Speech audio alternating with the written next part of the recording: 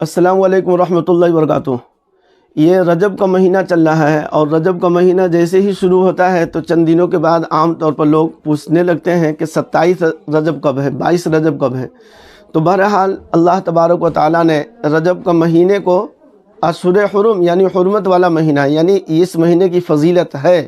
لیکن بطور خاص اللہ تبارک و تعالیٰ کی طرف سے یا آپ صلی اللہ علیہ وسلم کی طرف سے کوئی خاص عمل رجب کے مہینے میں ثابت نہیں ہے، ایک بات۔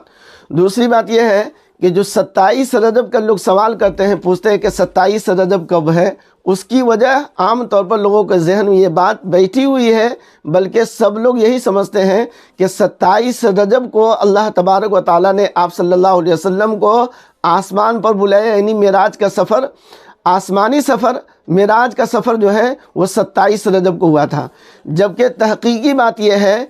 کہ اس میں علماء کا اختلاف ہے، مؤرخین کا اختلاف ہے کہ وہ کون سا مہینہ تھا، کس مہینے میں آپ صلی اللہ علیہ وسلم کو معراج میں بلایا گیا، معراج کا سفر کس مہینے میں ہوا، اس میں اختلاف ہے۔ بعض کا قول رجب کا مہینہ، بعض کا قول ربیع اول کا مہینہ، بعض کا ربیع اول آخر، اور اسی طریقے سے رمضان اور شوال، یعنی 4-5 مہینے کا نام آتا ہے۔ بعض کا یہ قول ہے، بعض کا یہ قول ہے، لیکن کوئی یقینی کسی بھی محدثین کا، مؤرخین کا، کسی بھی علماء کرام کا، کسی بھی ائمہ کی طرف سے یہ بات ثابت نہیں ہے کہ وہ 27 رجب کا مہینہ تھا اور 27 تاریخ تھی۔ لہذا جب اسی میں شک ہے کہ کون سا مہینہ تھا تو ہم اپنی طرف سے 27 رجب کہیں یا کوئی اور تاریخ کو اگر اس کی تعین کرتے ہیں تو یہ دین میں ایک طرف سے ضابطی ہوگی۔ تو لہذا اگر تھوڑی دیر کے لیے ہم مان لیتے ہیں کہ 27 رجب ہے، 27 رجب کو معراج کا سفر ہوا، اگر یہ بات اگر مان لی جائے تو پھر جو ہے ہم حدیث کو دیکھیں گے، آپ صلی اللہ علیہ وسلم کے عمل کو دیکھیں گے، صحابہ کے عمل کو دیکھیں گے کہ آپ صلی اللہ علیہ وسلم نے 27 رجب کا روزہ رکھا یا نہیں رکھا، صحابہ نے اس 27 رجب کا روزہ رکھا یا نہیں رکھا۔ اگر آپ صلی اللہ علیہ وسلم سے یا صحابہ سے ثابت ہے تو ہم رکھ سکتے ہیں، رکھیں گے، لیکن جب آپ صلی اللہ علیہ وسلم کی طرف سے اور صحابہ کی طرف سے اس پر عمل کرنا یعنی روزہ رکھنا ثابت نہیں ہے تو ہم اپنی طرف سے جب اس روزے کا اہتمام کریں گے، رکھیں گے، تو یہ پھر ہمارے لیے صحیح نہیں ہے۔ تو لہٰذا اللہ کے رسول پاک صلی اللہ علیہ وسلم یا صحابہ نے 27 رجب کا روزہ نہیں رکھا، اس لیے ہم مسلمانوں کو بھی چاہیے کہ اس پر عمل نہ کریں۔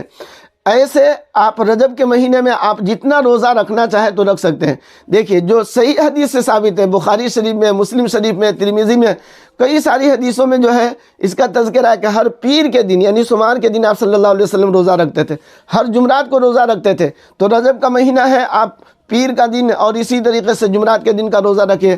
ہر مہینے کی 13، 14، 15 تاریخ عربی